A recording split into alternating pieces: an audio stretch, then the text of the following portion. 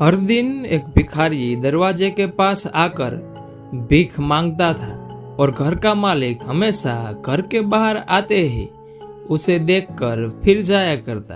कई बार उसके लिए गालियां भी बकता। वो कहता, तू जिंदा ही क्यों है? पूरी जिंदगी ऐसे ही भीख मांगेगा क्या? धरती का बोझ क्यों बना बैठा है? और कभी कभी उस भिखारी को गुस्से में वह धक्का भी मार दिया करता। इतना कुछ हो जाने के बावजूद भिखारी के मुंह से सिर्फ यही निकलता कि भगवान तुम्हारे पापों को माफ करे।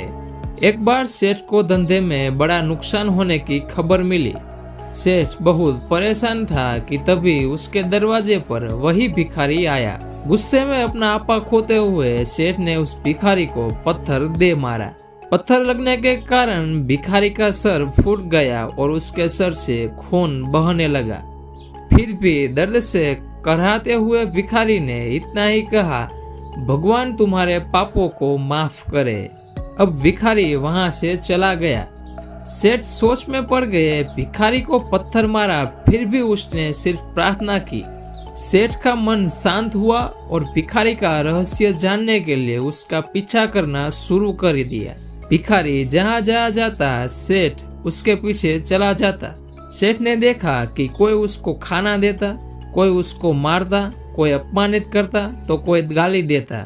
लोग भिखारी के साथ चाहे जैसा व्यवहार करते, लेकिन भिखारी सबके लिए एक ही प्रार्थना करता कि भगवान तुम्हारे पापों को माफ करे। अब रात होने को आई थी। भिखारी अपने घर जाने के लिए लौटा।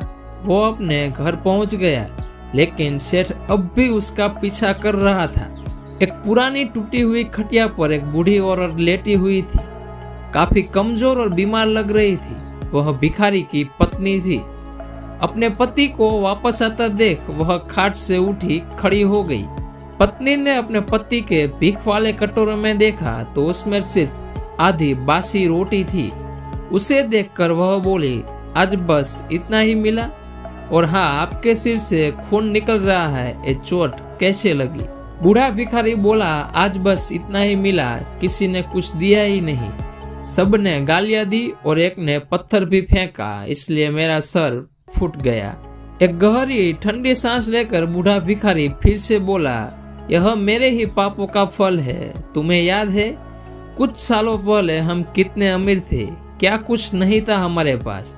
हमारे पास हर चीज जरूरत से ज्यादा थी, लेकिन हमने कभी दान नहीं किया।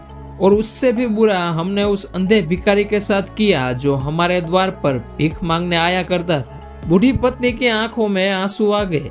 वह बोले, हाँ, हम उस बेचारे अंधे के साथ बहुत बुरा करते थे, उसका अपमान करते थे, उसे खाने के लिए रोटी की जगह कागज दिया करते थे, उसका मजाक उड़ाया करते और कभी कभी मारा भी करते थे। मैंने कभी उसको रास्ता नहीं दिखाए। एक बार मैंने उसके मुंह पर मिट्टी भी फेंकी थी और वह हमेशा दुखी होकर यही कहता कि भगवान तुम्हें तुम्हारे किए की सजा देगा।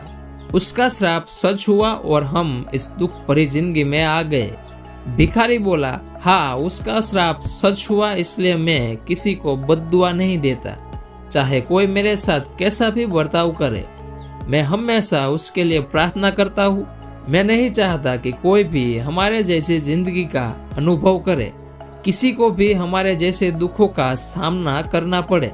वो नहीं जानते कि वह कितना बड़ा पाप कर रहे हैं, इसीलिए अनजाने में हुई पाप की ऐसी सजा किसी को भी मिले, ऐसा मैं नहीं चाहता। सेठ वहीं पर छुपकर यह सारी बातें सुन रहा था। अब उसे सब कुछ समझ में आ गया था। भिखारी और उसकी पत्नी ने वह आधी रोटी मिल बांटकर खाए और भगवान को धन्यवाद बोलकर सो गए। अगले दिन भिखारी फिर से भीख मांगने गया। सेठ के घर के पास जाते ही सेठ ने पहले से गर्म रोटी या उसके लिए निकाल कर रखी थी।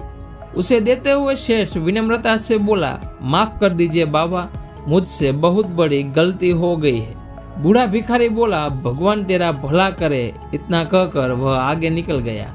इस कहानी से जो सीख लेने लायक है वह बड़ी ही सिंपल है कि आदमी चाहे किसी के बारे में बुरा कहे या भला करे, लेकिन भगवान सिर्फ कर्म के हिसाब से उसको फल देता है। क्या हुआ अगर भगवान नहीं देखता? लेकिन यह बात बिल्कुल सच है, उसके खाते में सबका हिसाब बहुत बहुत पक्का होता है। इसीलिए जब किसी के लिए कुछ भी करो तो अच्छा ही करो।